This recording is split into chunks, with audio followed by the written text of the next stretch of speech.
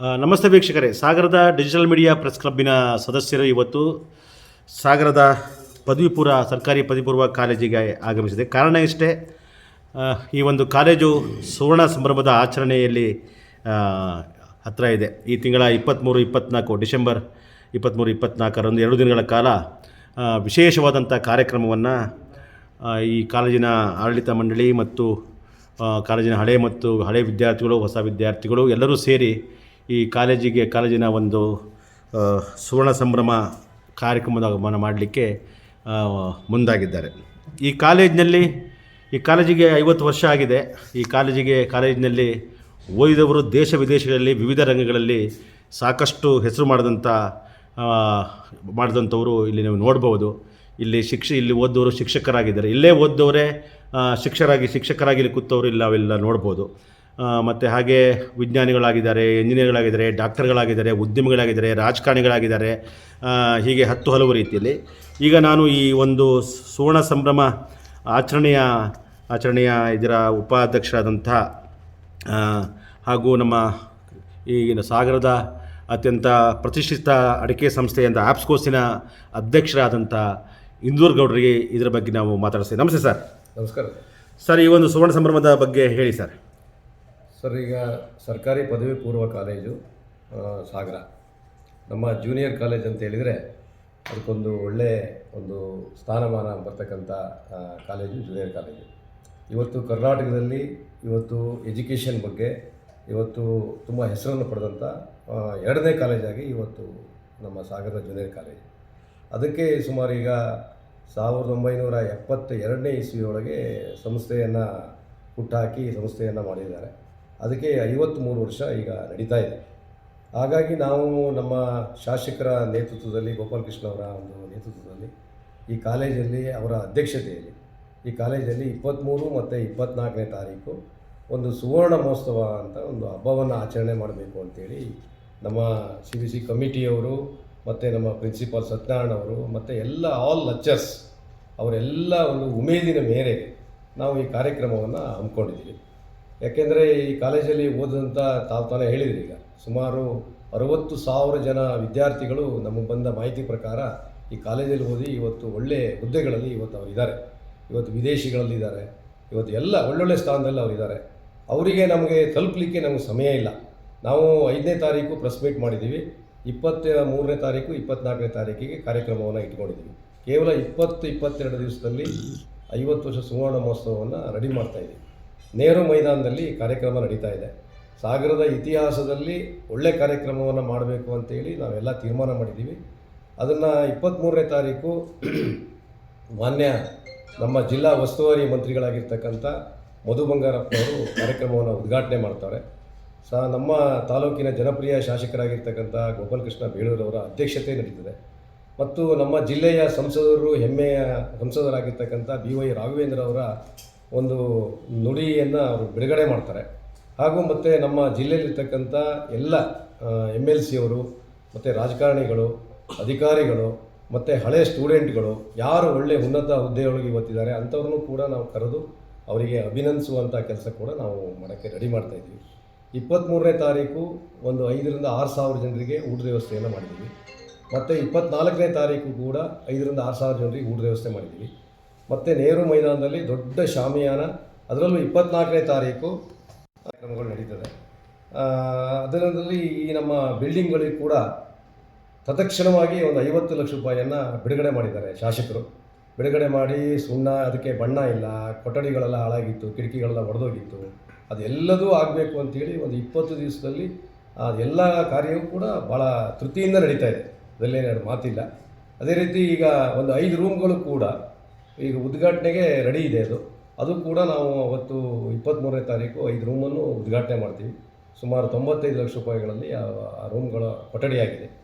ಅದೇ ರೀತಿ ಈ ಒಂದು ಕಾರ್ಯಕ್ರಮ ನಮಗೆ ಎಲ್ಲರನ್ನೂ ರೀಚ್ ಆಗೋದಕ್ಕೆ ಆಗ್ತಾಯಿಲ್ಲ, ಸಮಯದ ಕೊರತೆ ಇರೋದ್ರಿಂದ ತಮ್ಮ ಮೀಡಿಯಾಗಳ ಮುಖಾಂತರವಾಗಿ ನಮ್ಮ ಕಾಲೇಜಿನಲ್ಲಿ ಓದ್ತಕ್ಕಂಥ ಹಳೆ ವಿದ್ಯಾರ್ಥಿಗಳಿರ್ಬೋದು, ಅಥವಾ ಪೋಷಕರಿರ್ಬೋದು, ಅಥವಾ ಸಾಧನೆ ಮಾಡಿದಂಥವ್ರು ಇರ್ಬೋದು, ಅವ್ರನ್ನೆಲ್ಲರನ್ನೂ ಕೂಡ ಅವರ ಮುಖಾಂತರವಾಗಿ ಅವರನ್ನು ಮುಟ್ಟಬೇಕು ಅಂತೇಳಿ ನಾನು ಈ ಸಂದರ್ಭದಲ್ಲಿ ಹೇಳಲಿಕ್ಕೆ ಇಷ್ಟಪಡ್ತೀನಿ. ಸಾಗರದ ಮಹಾಜನತೆ ಇದೊಂದು ಸರ್ಕಾರಿ ಪದವಿ ಪೂರ್ವ ಕಾಲೇಜು ಅಂತ ಹೇಳಿದರೆ ಹಿಂದೆ ಒಂದು ಕಾಲದಲ್ಲಿ ತುಂಬ ಒಳ್ಳೆಯ ಇದು ಇರಲಿಲ್ಲ.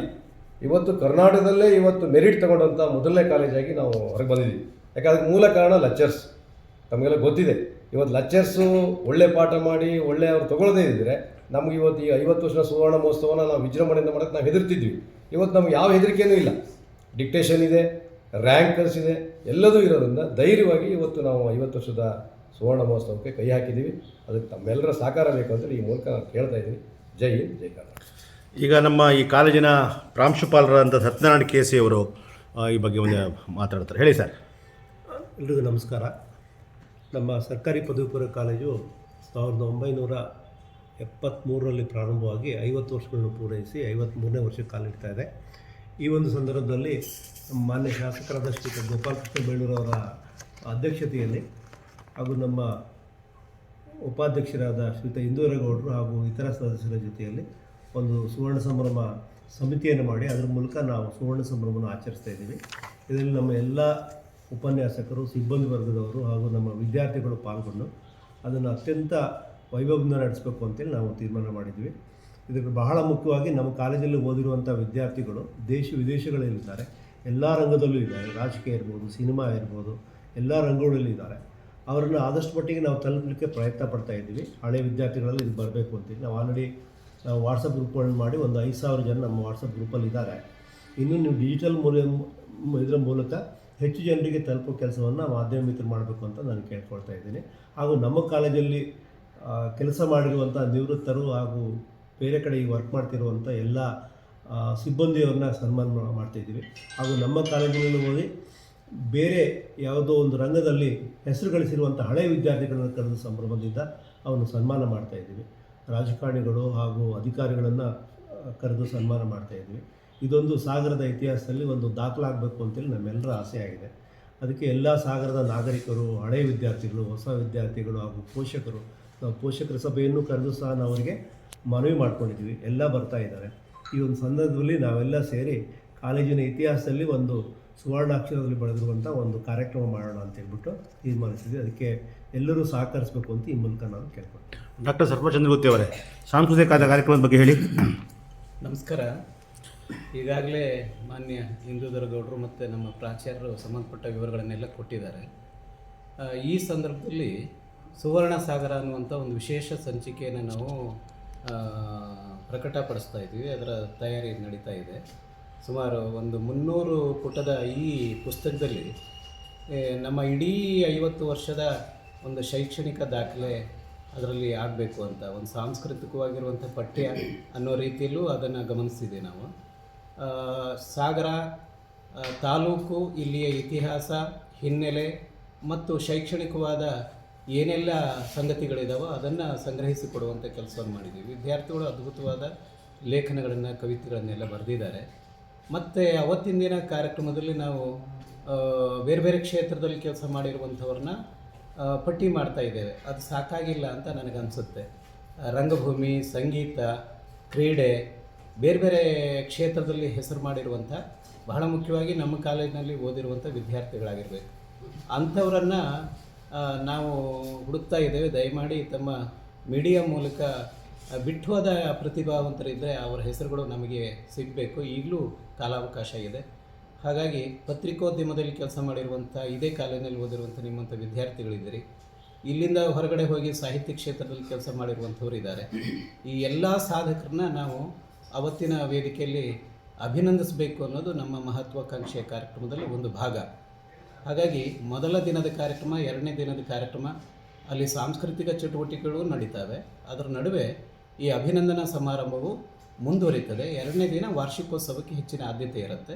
ಅವತ್ತಿನ ಸಂಜೆ 24ನೇ ತಾರೀಕು 4 ಗಂಟೆಗೆ ಸಮಾರೋಪ ಮುಗಿದ ಮೇಲೆ ಈ ಸಾಂಸ್ಕೃತಿಕ ಕಾರ್ಯಕ್ರಮದ ಭಾಗವಾಗಿ ಮಾನ್ಯ ಶಾಸಕರು ಅಪೇಕ್ಷೆ ಪಟ್ಟು ಒಬ್ಬ ಶ್ರೇಷ್ಠ ಕಲಾವಿದ ರಾಜೇಶ್ ಕೃಷ್ಣನ್ರವರನ್ನು ಕರೆಸ್ತಾ ಇದ್ದಾರೆ. ಅವರಿಂದ ಕಾರ್ಯಕ್ರಮ ಇದೆ, ರಸಮಂಜರಿ ಕಾರ್ಯಕ್ರಮ ಇದೆ. ಇದಕ್ಕೆ ಹೆಚ್ಚಿನ ಸಂಖ್ಯೆಯಲ್ಲಿ ಎಲ್ಲರೂ ಬರಬೇಕು. ಮುಖ್ಯವಾಗಿ ವಿದ್ಯಾರ್ಥಿಗಳು ಮಾತ್ರ ಅಲ್ಲ, ವಿದ್ಯಾರ್ಥಿಗಳ ಜೊತೆಯಲ್ಲಿ ಪೋಷಕರು ಬರಬೇಕು. ಅವತ್ತು ಸರಿಸುಮಾರು ಒಂದು 5,000 ಆಸನದ ವ್ಯವಸ್ಥೆ ಇರುತ್ತೆ, ಊಟದ ವ್ಯವಸ್ಥೆ ಇರುತ್ತೆ. ಅದಕ್ಕಾಗಿ ಈ ಮೂಲಕ ಕಾಲೇಜಿನ ಎಲ್ಲ ಉಪನ್ಯಾಸಕರ ಪರವಾಗಿ ನಾವು ಕೇಳ್ಕೊಳ್ಳೋದು, ಇದು ಕೇವಲ ಕಾಲೇಜು ವಿದ್ಯಾರ್ಥಿಗಳ ಕಾರ್ಯಕ್ರಮ ಅಂತ ಭಾವಿಸಬೇಡಿ. ಎಲ್ಲ ಪೋಷಕರು ಬನ್ನಿ, ಕೈ ಜೋಡಿಸಿ ಎಲ್ಲ ಥರದ ಸಹಾಯವನ್ನು ಮಾಡಿ ಅನ್ನುವಂಥ ವಿನಂತಿ ನಮ್ಮ ಊರಿನ ಕಾರ್ಯಕ್ರಮ ಅಂತ. ಊರಿನ ಕಾರ್ಯಕ್ರಮ ಇದು. ಓಕೆ, ಧನ್ಯವಾದಗಳು. ರಾಜೇಶ್